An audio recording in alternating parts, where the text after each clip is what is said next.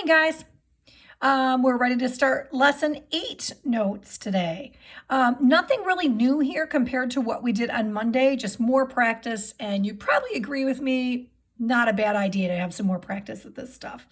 Like I said earlier in the last notes that I did, video notes, it's nothing new. This should be a review, but it is something that can get tricky because there are so many rules and trying to keep them all straight and use the right one at the right time can get tricky.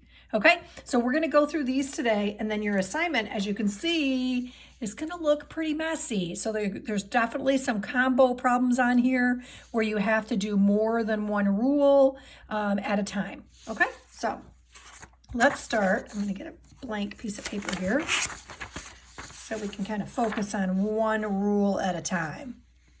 Okay, so the first rule here is the product rule. Okay, and this is when we are multiplying two things that have the same base, okay, and they have exponents. We are going to add the exponents, okay? So this is the same rule that we had the other day. Sorry, I'm grabbing a highlighter. We want to highlight the rules here, okay? So the product rule is here, okay? So this one right here is just going to be x to the 11th. This one is going to be 2 to the 6th. And you could multiply that out, it's 64, but you don't have to. You could leave it like that as well, okay? This one right here, we have more than one variable going on. So we're gonna apply the product rule to the x's and then to the y's. So I've got x to the 2nd and x to the 3rd. So if I add those, I get x to the 5th. Y to the 1st times y to the 4th. I'm going to add those exponents, so it's going to be y to the 5th. Okay. All right, our next rule is the quotient rule. Okay, so when we are dividing two bases that have the same, we are going to subtract the exponents. Okay, so this one, we're going to subtract 5 minus 2, which is x to the 3rd. For this one, 3, because that's our base number, that's not going to change. 5 minus 3 is 2.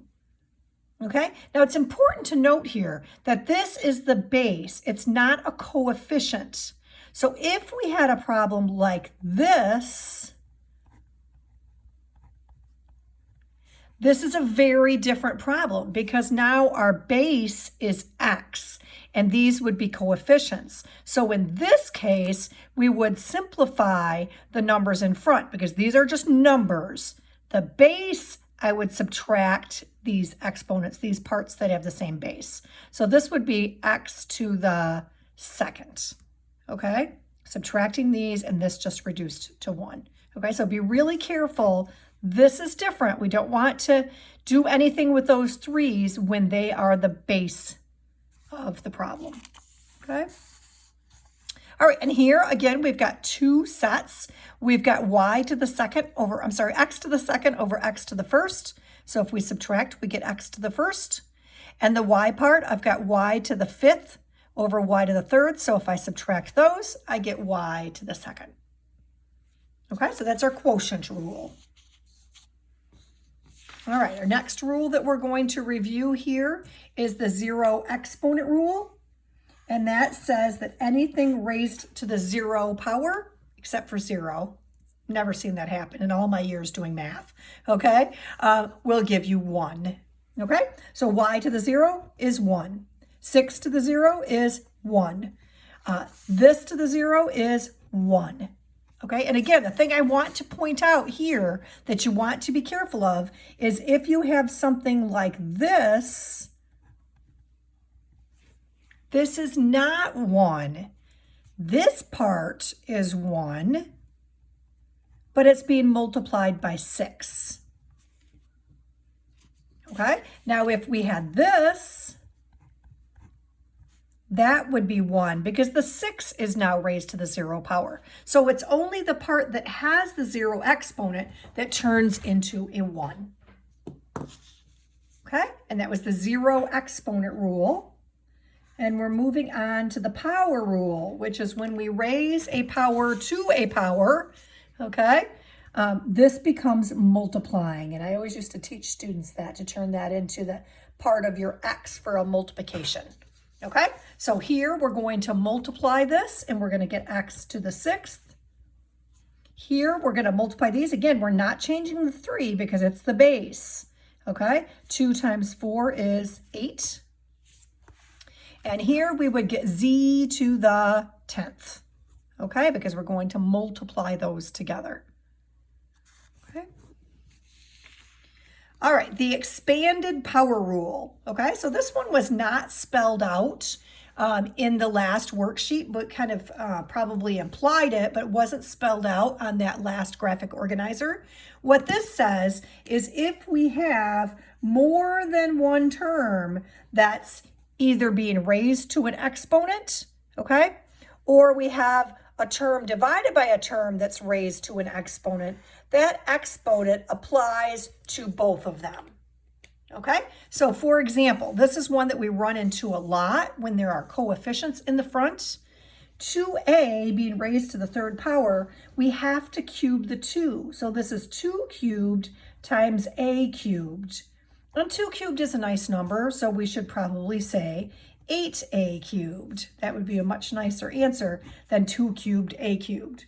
If it was 2 to the 10th or something really large, it would be okay to leave it. But if it's a small number, you probably should simplify it or evaluate it. Okay? The other way you can think about this is 2a times 2a times 2a. 2 times 2 times 2 is 8, and a times a times a is a cubed. Okay?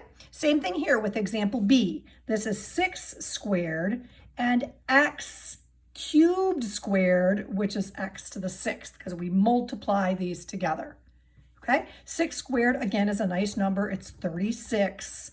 So we should probably go ahead and do that. Okay? Example C here and D are the same thing, only this time these are not being multiplied, they're being divided and then raised to an exponent. Okay? So if you look at this one, the top part is going to get raised to the 4th power, which is going to make it an 8.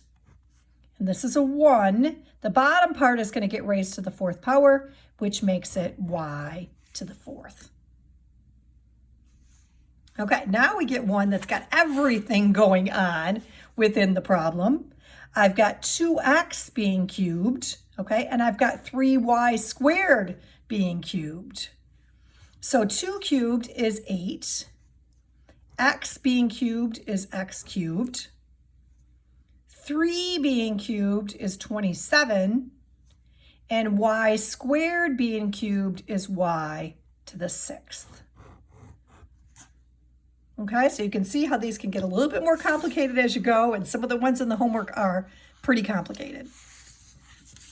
Okay, negative exponents, okay, is our last rule here. And a negative exponent, when we have one, it moves to the denominator, or if it's in the denominator, it moves to the numerator. If it's a fraction, the top moves to the bottom, and the bottom moves to the top. Okay? Okay, so let's practice some of these. Can move this up a little bit. Okay, so x to the negative 3 is just 1 over x cubed. It's kind of an unwritten rule that you want to write your answer with no negative exponents. Some worksheets or books will specifically tell you that, but a lot of them will just assume that you're not going to leave any negative exponents in your answer. Okay, now B, they started for you and they took the 4 squared. It was a negative 2. They moved it to the denominator and the negative disappeared. But since this is a nice number, you probably should evaluate 4 squared. Okay, C is one of these problems that looks pretty simple, but people make one really careless mistake on this. You only want to move the terms that have a negative exponent. Everything else is going to stay where it is. So even though this negative 4 is a negative number, it doesn't have a negative exponent. So it's going to stay where it was. So is the x to the 5th. The y squared is going to end up in the denominator, and the negative exponent disappears. Okay. example D. Okay, example D. This is x squared over y, and the whole thing is being raised to the negative third power. Personally, I'm not sure I would have written it this way first, but they have done this for us first. On the worksheet, you will have to figure out what direction you want to go with that. Probably not the way I would have done it, but that's okay. This goes to the bottom, this goes to the top, and the negative disappears. But we're not done yet because this needs to be distributed, if you want to think of it that way, with the exponent. The y has to be cubed and the x squared has to be cubed. Okay, I want to show you that same problem the way that I probably would have done it. X to the second over y, and raising this to the negative third. I probably would have distributed the negative exponent first. I would have multiplied these together, and I would have multiplied these exponents together. And then I would have said, okay, this one's negative, it needs to go to the denominator. This one's negative, it needs to come to the numerator. And as you can see, I got the exact same answer. Okay, so a lot of these problems, there's more than one possible way to get there. All right, step E here, okay?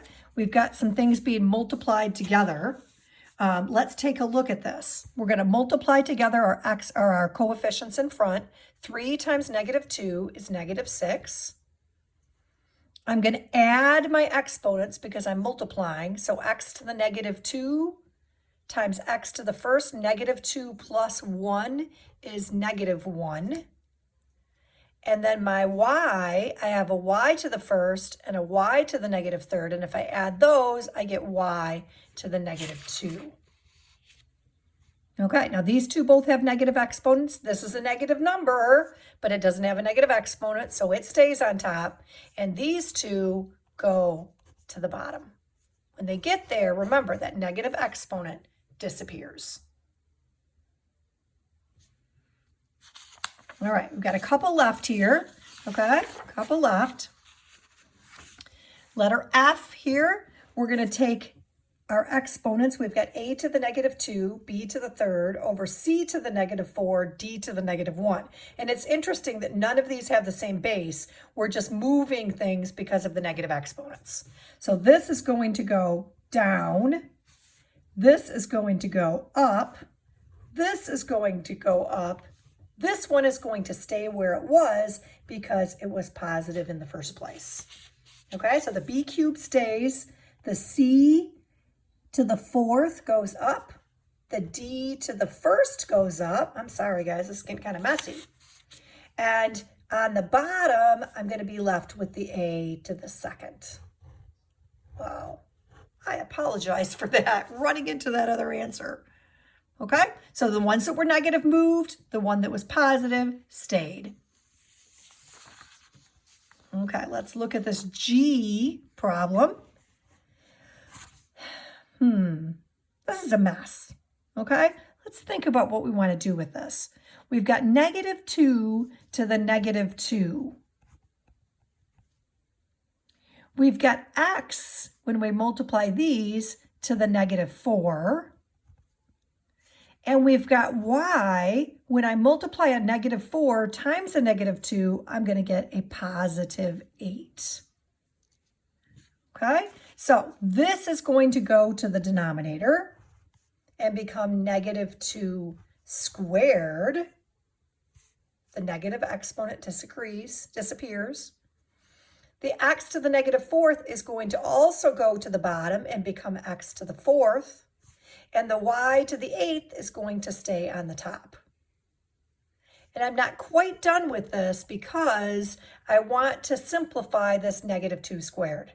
And negative 2 squared, which is negative 2 times negative 2, makes positive 4. And my y to the 4th stays what it was.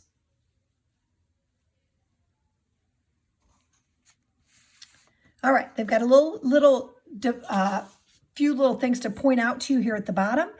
Negative x is not 1 over x, so a negative number doesn't move. It only moves when it has a negative exponent. Okay, and then they've got a couple little ones down here. An exponent applies only to the factor it is directly next to unless there are parentheses. This is a really important one that students often struggle with, okay? What this means is I've got -3 times -3, which is +9. But if it's written like this, I have -3 times 3 because the squared only applies to the 3. It doesn't apply to the negative. So this is -9. Okay, so you really want to be careful with your negatives especially, but really any coefficient in front you want to be careful with. Okay, I will be posting this, okay, as well as the assignment, okay? And you'll have lots of practice, okay? Talk to you soon. See you soon. Bye. Stay safe.